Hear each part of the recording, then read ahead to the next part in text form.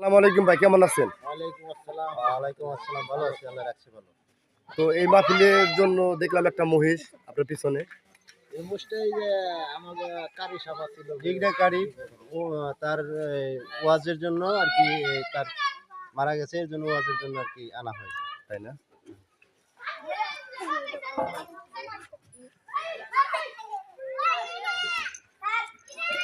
তো আপনাদের শুধু এই এলাকার লোকজনই না, বাইরে কোনো লোকজন আছে? না ভাই, আমাদের এলাকারই রোয়াল ইউনিয়নে সবাই একে সহযোগিতা সবাই করে। তাই না? হ্যাঁ, সবাই ও, তাহলে সবাই আপনাদের সাথে জড়িত আছে? সবাই জড়িত আছে সবাই।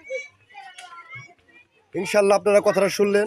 আমাদের এই সেনার গ্রামে আসাদকারী ওরফে দিগদাকারী আর উরুস মোবারক প্রতি বছর হয়ে থাকে। তো এবার একটু ভিন্ন আকারে হচ্ছে, একটা বিশাল একটা মহিষ কিনেছে আপনাদের টাকা দিয়ে, আর কোনো পার্সোনাল টাকা নাই। তো 10 জনের টাকা দিয়েই এই মাহফিলটা করা হয়। তো আপনারা যদি সবাই সহযোগিতা করেন তাহলে আগামীতে আরও বড় ধরনের একটা মাহফিলের ব্যবস্থা করা হবে।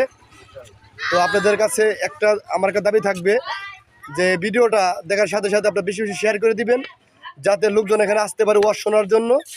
আর এই ওয়াজটা বিশেষ করে তার মাগফিরাতের জন্য করা হয়েছে।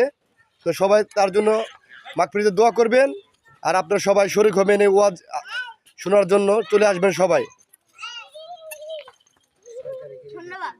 তো মাহফিলটা তো আগামীকাল আর কি রাত্রে, বুঝছেন? হ্যাঁ, তো সবাই যদি কিনা আল্লাহ রহমতে একটু সহযোগিতা করে, আর আগামীকাল আইসে সবাই যদি আমাকে মানে একটা উৎসাহ দেয়, ও আজটা করে, তাহলে আলহামদুলিল্লাহ আমাকে সার্থকটা পুরো হয়ে যাবে। আচ্ছা, ইনশাল্লাহ ইনশাল্লাহ আপনারা সবাই চলে আসবেন ইনশাল্লাহ।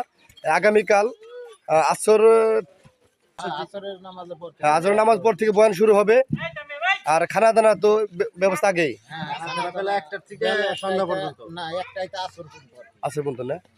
তো কষ্ট শোনার জন্য সবাইকে অসংখ্য ধন্যবাদ। আজকের মতো ভিডিওকে এখানে শেষ করব। সবাইকে ভালো থাকবেন, সুস্থ থাকবেন। আল্লাহ হাফেজ।